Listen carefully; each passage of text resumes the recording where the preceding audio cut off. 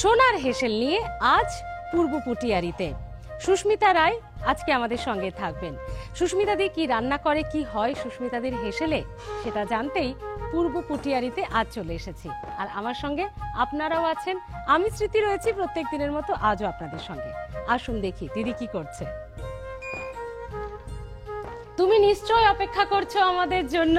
একদম তোমার জন্য অনেকক্ষণ ধরে অপেক্ষা করছি। চলো সুস্মিতা রায় আজকে সোনার হেসেলে অংশগ্রহণ করছেন। এই সুস্মিতাদি যার কথা আপনাদেরকে বলছিলাম, সুস্মিতাদের হেসেলে ঠিক কি হয় সেটাই এখন দেখার, তাই তো?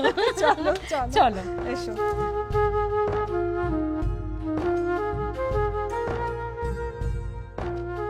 এসো, তোমার বাড়ি খুব সুন্দর সাজানো, তুমি নিজে হাতেই সব সাজাও বোধহয়। সারাদিন তাই করি, এইসবই করি, বাড়ি নিয়েই থাকি। চলো, আর আজকে আমাদেরকে কি খাওয়াচ্ছ বলো? আমরা যে সোনার হেসেলে এলাম, নতুন জিনিস খাওয়াবো, ওটা হচ্ছে মাটন বেলিরাম। মাটন বেলিরাম? আরে বাপরে বাপ, এরকম দারুণ ব্যাপার আছে তো। আমি কোনো বিতর্কে যাচ্ছি না, অন্যরকম একটা ব্যাপার আমি এর মধ্যে পাচ্ছি। একটা অন্যরকম দেখি। চলো চলো চলো, একদম সরাসরি তাহলে তোমার হেসেলেই চলে যায়। চলো, আর সময় নষ্ট করছি না আমরা, সরাসরি সুস্মিতাদের হেসেলে। সোনার হেসেল নিয়ে আজকে সরাসরি এই মুহূর্তে সুস্মিতাদের হেসেলে আমি স্মৃতি ঢুকে পড়েছি সুস্মিতাদিকে নিয়ে। মাটন বেলিরাম আজকে তৈরি হতে চলেছে আমাদের হেসেলে।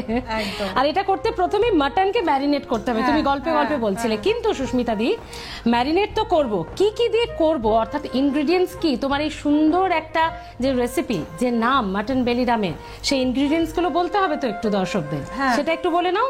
মাটন বেলিরাম করতে প্রথমেই লাগছে মাটন, টক দই, পেঁয়াজ কুচি, টমেটো কুচি, নুন, আদা রসুন বাটা, হলুদ গুঁড়ো, কাশ্মীরি লঙ্কা গুঁড়ো, ধনে গুঁড়ো, ফোড়নের জন্য ছোট এলাচ, দারচিনি, লবঙ্গ, গোলমরিচ আর একটু স্টার মশলা, তেজপাতা ও শুকনো লঙ্কা, স্বাদ মতো নুন, সর্ষের তেল, চিনি, ধনেপাতা কুচি, গার্নিশিংয়ের জন্য ধনেপাতা, আদা আর কাঁচা লঙ্কা। আপনারা দেখে নিলেন যে কি কি ইনগ্রেডিয়েন্টস লাগছে মাটন বেলিরাম তৈরি করতে, সেগুলো তাহলে হাতের কাছে আপনাদেরকে রেডি রাখতে হবে। এরপর আমরা সরাসরি রেসিপিটা শিখে নেব দিদির কাছ থেকে। বলো শুরুতে এবার কি করব? মাটন নেব, তাতে আমি টক দই দেব। টক দই মাটনটা নিয়ে, তুমি চামচ ইউজ করে নাও। আচ্ছা, টক দই দেব। ঠিক, এবার যে যেরকম পরিমাণে মাটন নেবেন সেই পরিমাণে টক দই একটু বুঝে নিতে হবে। এখানে আমি 500 মাটন নিয়েছি, ওখানে তোমার 250 মতো টক দই লাগবে। টক দই একটু বেশি লাগে। আচ্ছা আচ্ছা, টক দই নিলাম, মানে এই রেসিপিতে টক দইটা একটু বেশি লাগে। ধনে গুঁড়ো আমি এখানে 2 টেবিল স্পুন দিচ্ছি। বেশ, 2 চামচ আমরা ধনে গুঁড়ো দিলাম। বেশ, এরপর বলো। হলুদ দেব। হলুদ, সবকিছু আগেই ম্যারিনেট করার বিষয় কিন্তু এটাতে দর্শকরা রয়েছে, মানে কালার করতে লাগে একদম, এটা পরিমাণ মতো বুঝে নিতে হবে। এরপর বলো। একটু শিমলা কাশ্মীরি মির্চ রয়েছে আমাদের সঙ্গে। বেশ, টমেটো কুচি। আচ্ছা, এটাও ম্যারিনেটের সঙ্গে দিয়ে দেবে? দারুণ ব্যাপার তো। সবকিছুই না, এটা ম্যারিনেটের সময় দিয়ে দিতে হয়। দিয়ে ওটাকে আমি ফ্রিজে ঢুকিয়ে দিই। 2 ঘন্টা মতো ফ্রিজে থাকে, তারপর ওটা কুক করি। বেশ, বাহ, মানে যাতে ইনগ্রেডিয়েন্টস মশলাগুলো সবটা ঢুকে যায় ওটার মধ্যে খানিকটা, সেই জন্য আগে থেকে একটু ম্যারিনেট করে রাখলে আপনাদের এটা টেস্টি, খেতে খুব সুস্বাদু হবে। আচ্ছা, এবার লাস্টে আমি পেঁয়াজ কুচিটা দিয়ে দিচ্ছি। আরে বাবা, সবই তো এর মধ্যে হয়ে যাচ্ছে। দারুণ ইজি ব্যাপার, মানে এখানে এই উপকরণগুলো রেডি করাটাই একটু সময়ের ব্যাপার, একটু কেটে ধুয়ে বেশি সময় লাগবে না, কারণ ম্যারিনেটেই পুরোটা। বাহ, দারুণ বিষয়। এটা শিখেছো কোথা থেকে? এটা আমি শিখেছি পাঞ্জাবে, বেড়াতে গিয়ে ছিলাম না, আমি ছিলাম ওখানে। ও আচ্ছা, দিল্লিতে ছিলাম, একজন পাঞ্জাবি বন্ধুর থেকে শিখেছি। আরে বাবা, বাহ, মানে কি এটাকে পাঞ্জাবি ডিশ বলা যেতে পারে? মাটন তো বলতে পারে, এটা বেলিরাম ওদের থেকে। এটা লাহোরের, মানে বেলিরাম বলে একজন ভদ্রলোক, ওনার রেস্টুরেন্ট ছিল। আচ্ছা, ওটাতে এত ফেমাস হয়ে গেছে এই ডিশটা, তো এই ডিশটার নামই হয়ে গেছে ওনার নামে, মাটন বেলিরাম। একটু নুন দিই, পরিমাণ মতো নুনটা লাগবে। বাহ, তো ওখানে ছিলে বলতে কি তোমার সার্ভিসের জন্য নাকি দাদার সার্ভিস? হাজবেন্ডের সার্ভিস সূত্রেই আমরা ছিলাম দিল্লিতে। আচ্ছা, ওখানে তো সব কিসের সার্ভিস করতেন উনি? তো প্রাইভেট ফার্মেই করেন। আচ্ছা, মানে এখনো করছেন। হ্যাঁ হ্যাঁ।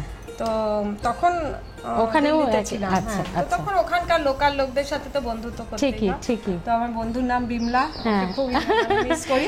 তো ওর না না থেকে নিশ্চয়ই শিখেছি। নিশ্চয়ই এই এপিসোডটা ওরা খায় আমি না, আমি তোমাকে ওরা নিশ্চয়ই কিন্তু খায় না জানো তো, মানে ওই মহিলারা বাড়িতে তো খায় না, কিন্তু ওরা হাজবেন্ডদের জন্য, ছেলেদের জন্য বা রিলেটিভদের জন্য রান্না করে, টেস্টও করে না। আচ্ছা, মানে ওরা বিনা বলে টেস্টে তৈরি হয় কি taste করে? ও করে না। দারুণ ওরা বলে ব্যাপার। তোমরা তো রান্না করো, টেস্ট করো, আমরা কিচ্ছু করি না, দেখো না করে কিরকম আমরা করছি। আরে বাবা, চলো, এটা একটা দারুণ চ্যালেঞ্জ কিন্তু।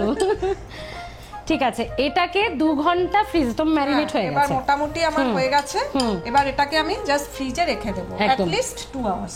ম্যারিনেট আমাদের মোটামুটি হয়ে গেছে অনেক আগেই, এবার সেটাকে কিছুক্ষণ রাখা ছিল, এবার কুকিং প্রসেস। চলো, কি দেবো বলো? তেল? এবার আমার প্রথমে লাগবে ঘি। হ্যাঁ, প্রথমে চাওয়া- ঘি, চাওয়া আচ্ছা ঘি, আচ্ছা হ্যাঁ। আচ্ছা, প্রথমে তেল নয়, প্রথমে ঘি। হুম, বেশ, একটু একটা স্পুন দাও। নিশ্চয়ই।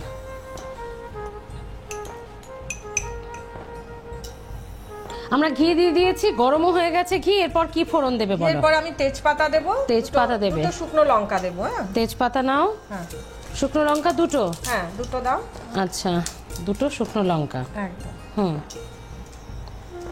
আচ্ছা, এরপর? এরপর আমি না মানে গোটা গরম মশলা, গোটা গরম সবকিছু মশলা আমি একটু থেতো করে এই করে নিয়েছি, রেখেছো? হামানদিস্তায়, ওগুলো দিচ্ছি। হ্যাঁ, বেশ, আমরা ইনগ্রেডিয়েন্টস দেখানোর সময় কি কি গরম মশলা সেটাও বলে দিয়েছি আপনাদের।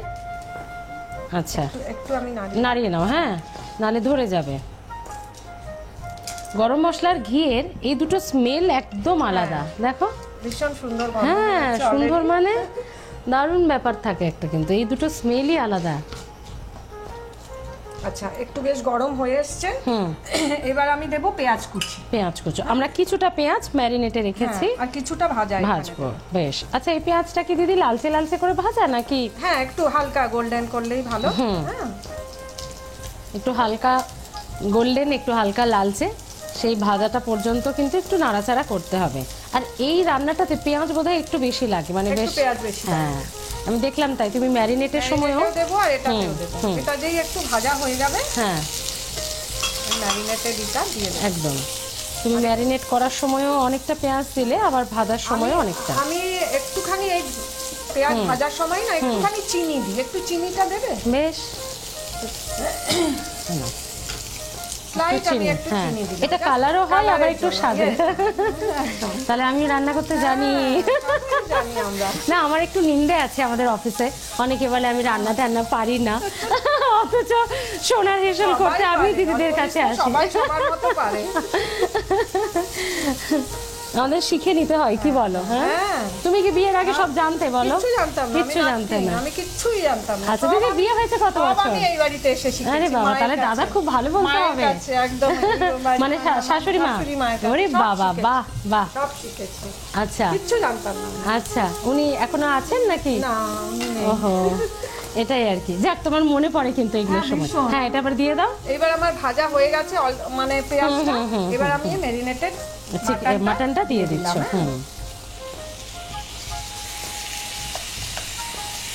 ম্যারিনেট করা মাটন আমরা দিয়ে দিয়েছি, এবং পেঁয়াজটা লালচে লালচে ভাজাও হয়ে গিয়েছিল। দিদির বিয়ে হয়েছে কত বছর? আমার অনেক বছর, 40 বছর হয়ে গেল আমাদের বিয়ে হয়েছে। 40 বছর। তাহলে 50 বছর একটা গ্র্যান্ড সেলিব্রেশন হতে চলেছে। হবে নিশ্চয়ই। আমরা আসবো কিন্তু, হ্যাঁ, অবশ্যই। আমরা আসবো, জমিয়ে খাওয়া দাওয়া করবো, এবং সবটা তোমার হাতে। দিদি, এই রান্না করাটা কি মানে ভালো লাগার নিশ্চয়ই? না হলে এই বান্ধবীদের কাছ থেকে রান্না করা শিখতে হ্যাঁ, না আমি নিশ্চয়ই? যেখানে যখন গেছি না, মানে হাজব্যান্ডের চাকরি সূত্রেও বাইরে বাইরে অনেক জায়গায় ছিল, ব্যাঙ্গালোরে ছিল, দিল্লিতে ছিল।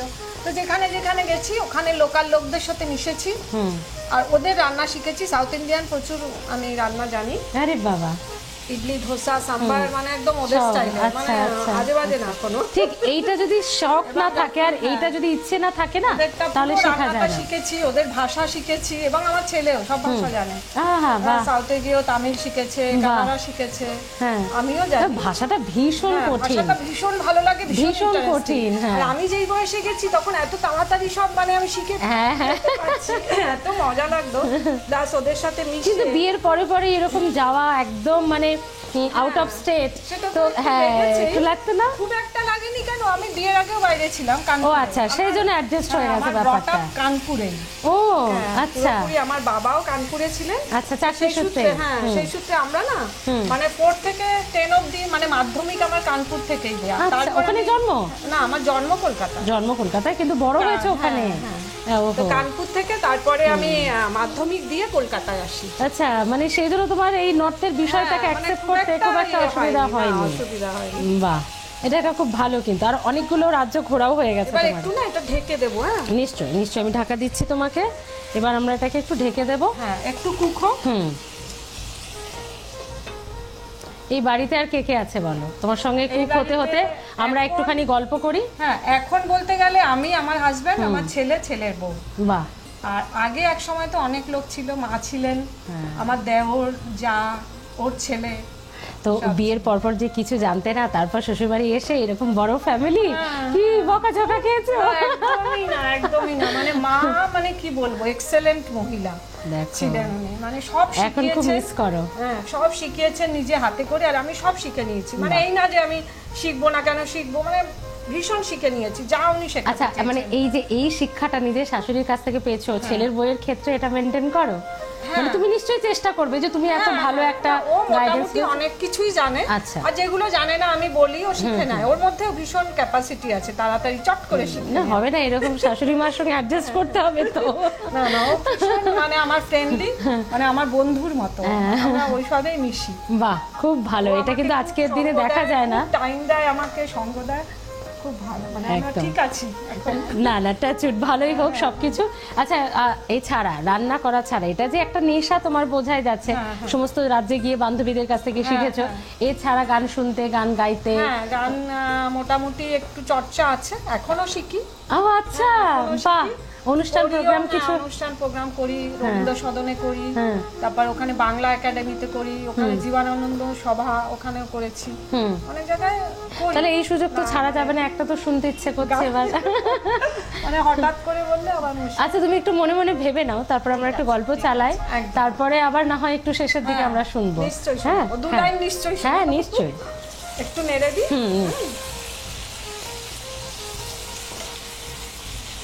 বেশ গন্ধ বেরোচ্ছে, হ্যাঁ গন্ধ একদম, বেরোচ্ছে। আমি বলতে যাচ্ছিলাম।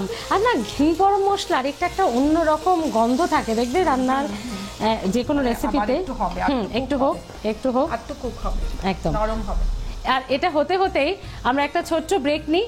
আর ব্রেকে যেতে যেতে যেটা আপনাদের বলার, আমরাই প্রথম যারা মানে সোনার হেসেল, আমরা কিন্তু দিদিদের বাড়ি গিয়ে, যেমন আজকে সুস্মিতাদির বাড়ি এসেছি, দিদিদের বাড়ি গিয়ে আমরাই প্রথম কুকিং শো, মানে এরকম রান্নার অনুষ্ঠান, রান্নার প্রোগ্রাম করছি।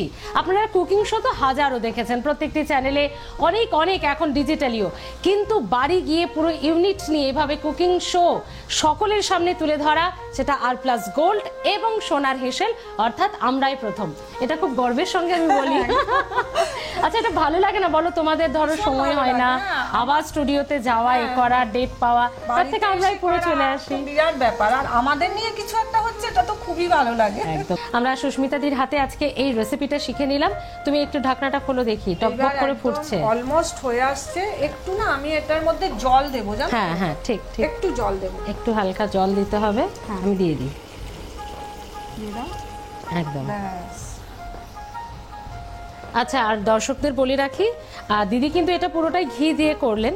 তো যারা তেল, মানে ঘিয়ের রেস্ট্রিকশন অনেকের থাকে, বা অনেকে হয়তো পছন্দ করেন না, তো যারা সেখানে তেল ইউজ করতে চান, ঘিয়ের বদলে তেলও করতে পারেন, ঠিক তো দিদি?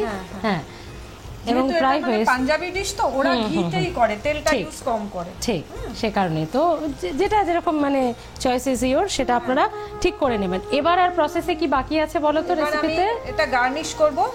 আগে আমি ঢালবো। এটা আরেকটু তাহলে হয়ে যাক নাকি? আচ্ছা, এটা হতে হতে সেই যে একটু মানে ঝোলটা টানুক, টেনে যাক, একটু কুক হোক। একটু কুক হোক। আর আরেকটা কথা বলে রাখি আপনাদের, আমাদের আজকে মাটন বেলিরাম মোটামুটি তৈরি। যারা একটু নরম তুলতুলে মাটন খেতে পছন্দ করেন, সেটা দাঁতের সমস্যাতে হোক বা জিভে টেস্টের জন্য হোক, যারা এটা পছন্দ করেন তারা 3-4টে সিটি দিয়ে নিতে পারেন কুকারে। প্রেসার কুকারে সিটি মেরে নিলে ভালো হবে। একদম নরম তুলতুলে মাটন হয়ে যাবে। অনেকে একটু শক্ত খেতে চান না, আর যারা আমাদের মতো মোটামুটি এরকমই যাদের পছন্দ, তারা শুধু কড়াতেও এটা করতে পারেন। আচ্ছা, তোমার কাছে একটা ছোট্ট আবদার ছিল আমার, হ্যাঁ, বলো। তুমি কি সেই আবদারটা রাখবে না? বলো। এই যে তুমি এত গানের গল্প করলে, হ্যাঁ সেই গানটা কে শোনাবে তাহলে? একটা গান শুনি গানের তোমার কাছে। চর্চা খুবই কম, তাও আমি চেষ্টা করছি। নিশ্চয়, চলো। দেহ মনের সুদূর পারে হারিয়ে ফেলি আপনারে, গানের সুরে আমার মুক্তি ঊর্ধ্বে ভাসে এই আকাশে আমার মুক্তি আলোয় আলোয় এই আকাশে, আমার মুক্তি আলোয় আলোয়। কবিগুরু তো আমাদের সুখে দুঃখে, শয়নে স্বপনে, আমাদের হেসেলেও আছেন। আচ্ছা তুমি এক্স্যাক্টলি, আমি এটাই তোমাকে বলতে যাচ্ছি, হেসেলে বলার কারণ আছে। কারণ দিদিরা, আমরা যারা, এবং অবশ্যই যারা মা কাকিমা দিদিরা এই অনুষ্ঠান দেখছেন, বলুন তো, যখন মনটা খুব ভালো থাকে, দাদার সঙ্গে ঝগড়াঝাটি হয় না আর কি, সে সময় একটা ভালো রেসিপি করতে করতে গুনগুন করো কিনা? সব সময় সব জায়গায় রান্নাঘরে তো বটেই, রান্না করতে করতে একদম একদম। চলো, এবার না এটা হয়ে গেছে, জানো তো একদম, স্মৃতি? চলো হয়ে গেছে। এবার আমি তোমাকে সার্ভ করব। কি সুন্দর একটা গন্ধ বেরিয়েছে, আর প্রচন্ড খিদেও পেয়ে গেছে এই গন্ধে। চলো, এবার আমি এটা অফ করি। অফ করো, অফ করো।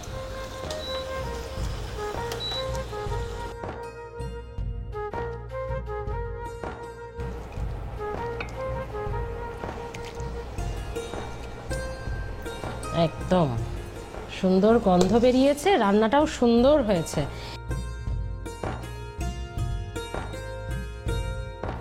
এটা কিন্তু বেশ দারুণ তো, গার্নিশিং এর এটা খুব একটা দেখি না চট করে। তুমি এটা কি ওখান থেকেই শিখেছিলে নাকি? একটু আমি অ্যাড করেছি।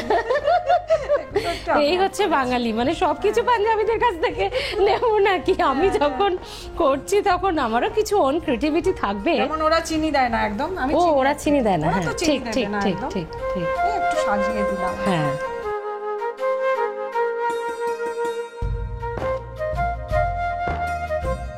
সুন্দর দেখতে হয়েছে, গন্ধ বেরোচ্ছে, আমি আর ব্যাস ওয়েট করতে পারছি না। একদম, আমি তোমাকে খাওয়াবো বলেই তো, না খাওয়ালে হবে? আগে তুমি খাও, খেয়ে বলবে, কিন্তু ভীষণ গরম, তারই মধ্যে একটু টেস্ট করার চেষ্টা করব, কারণ দিদি এত ভালোবেসে এত সুন্দর করে গুছিয়ে রান্না করলো, সঙ্গে গানও শোনালো, আমার আবদারও রেখেছে, সবটাই। না একটু খাও তুমি। এবার খেয়ে দেখি, যদিও 40 বছরের এক্সপিরিয়েন্স, তার সামনে আমি একেবারেই নস্যি। দেখি কেমন হয়েছে। খুব গরম, আর এই গরম গরম খেতে খেতে সোনার হেসেলে আমার জিভ পুড়ে যায়। দিদি কি দুঃখের কথা বলবো তোমায়। দাদা মজা করলাম। খাও, ফুল দিয়ে খাও।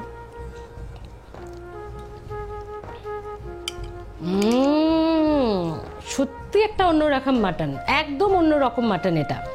মানে জেনারেলি আমরা যেটা বাড়িতে করে থাকি তার থেকে কিন্তু একদম আলাদা। এটা কিন্তু প্লিজ একবার ট্রাই করুন, অন্যরকম লাগবে।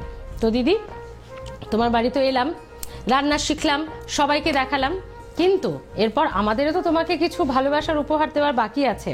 তাহলে চলো আমরা একটা কোথাও বসে কথা বলি। চলো। মাটন বেলিরাম দারুণ একটা ডিশ, পাঞ্জাবি একটা ডিশ, আপনারা ট্রাই করতে পারেন। আর সুন্দর খেলাম কিন্তু আমরা।